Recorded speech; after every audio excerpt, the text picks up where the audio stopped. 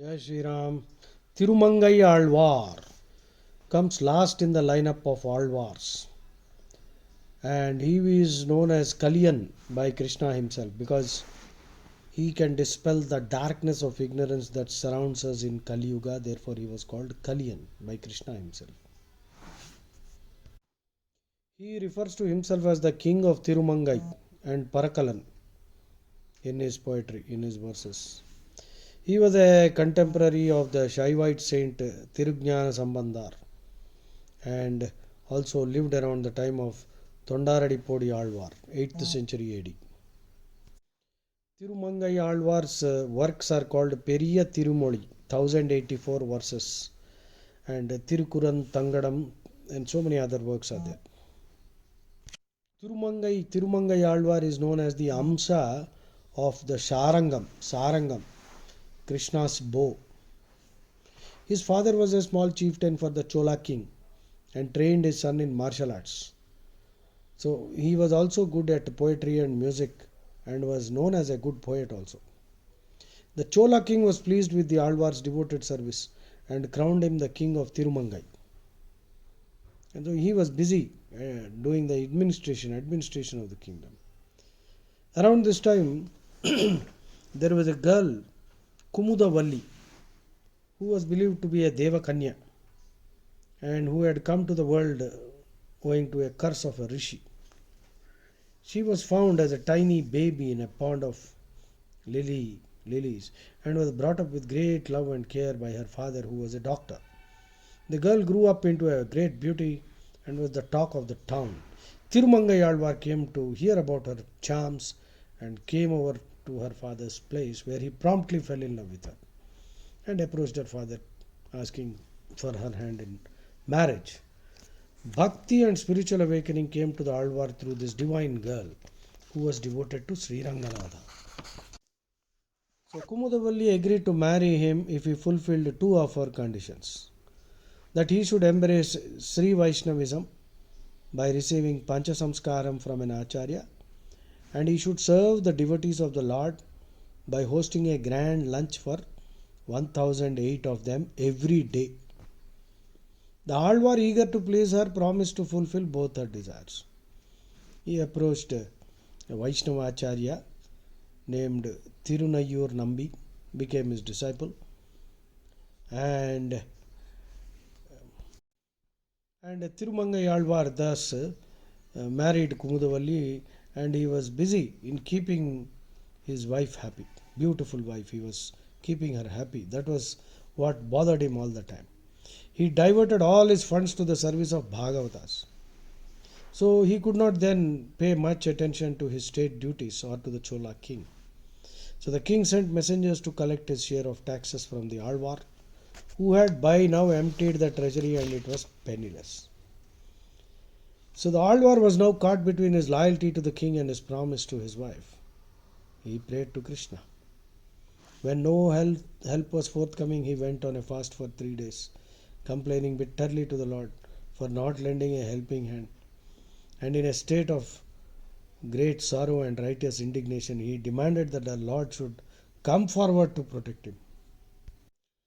The Lord, I believe, was amused with the turn of events and appeared in Alvar's dream and asked him to proceed to Kanchipuram to receive a huge treasure buried in the banks of the Vegavati river. The Alvar proceeded to Kanchi with the king's minister and found the treasure. He paid his dues to the king and used the rest of the resources for his Bhagavata Seva. Soon he had exhausted all his resources and decided to take drastic steps to find money for his huge commitment. He started plundering the rich to continue. He became like a Robin Hood, but continue the Bhagavat Seva. So the Lord decided that it was time to interfere personally to bless the Alvar. He and Sri Mahalakshmi, adorned with heaps of jewellery, dressed in all finery like a bridal pair, appeared before the Alvar as he was waiting in a dense forest near Tirukudandai. Alvar stopped them with a sword and asked them to remove all the jewellery. The Lord obediently removed them and innocently remarked that his anklet was stuck and could not be removed. Tirumangai alwar fell at his feet and removed the anklet with great struggle. He felt strangely elated as he bundled up the jewels and was astonished to find that he could not lift the bag. He felt that the bridegroom had cast a spell on them using some mantra, and in a great rage asked the bridegroom to reveal the mantra to him. The bridegroom promised to recite it as a rahasya and recited the Ashtakshara mantra. The Alwar fell at his feet and realized that it is the Lord, and with his infinite grace, he had come personally to take him into his fold. So Tirumangai Alwar received the Veda Mantra Upadesha from the Lord's lips when he was actually brandishing a sword to threaten him. The Alwar himself mentions that he had the unique fortune of attaining the Lord's grace effortlessly. So he used to sing. He proceeded to the temple of Aravamudan, singing the glory of the Lord and the beauty of the Kshetra and the power of the Ashtakshara mantra, which had brought spiritual awakening to him. Tirumangai Alvar repeatedly tells us to constantly chant the name of Krishna. Constantly chant. He calls it the mythical Kalpa Vriksha capable of giving all that our hearts desire. The Lord requested him to go to all the Divya Deshams and preach. He did so and finally reached Srirangam, where he spent a long time enjoying the darshan of the Lord and delighting him with his Tirumari. He also organized a grand renovation of the temple. Tirumangai Alvar also mentions another king by name Tondaman Chakravarti, who lived around the same time, who also renovated many temples in Tamil Nadu and Andhra. And he brought the Vigraham of Nammalvar, that is now worshipped in Srirangam now, from Tirukurugur, following the directives of the Lord, and started the tradition of reciting the Alvar's works during Utsavas on the Tirunakshatras. He lived for about 110 years and spent his last years with his wife at Tirukurungudi, where he attained Samadhi.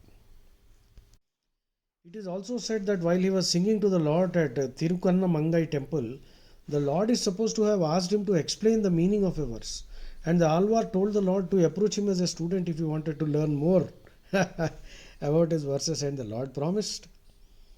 So, the great Vaishnava Acharya Periya Vachan Pillai, who wrote commentaries on the Nalairam, is believed to be an incarnation of Tirumangai Alvar, and the Lord is said to have come as Periya Vachan Pillai's student named Kannan to sit at his feet and enjoy listening to his commentaries and discourses. So the Alvar, great Vaishnava Acharya Periya Vachan Pillai, who wrote commentaries on Nalairam, is believed to be an incarnation of Tirumangai Alvar, and the Lord is said to have come as Periya Vachan Pillai's student named Kannan, and Kannan used to sit at the feet of Periya Vachan Pillai, listen to his commentaries and discourses on Bhagavad Vishayam. Wonderful, isn't it? So, Tirumangai Alvar also reminds us that we must do satsangam and constantly chant Krishna Nama. Jai Shri Ram.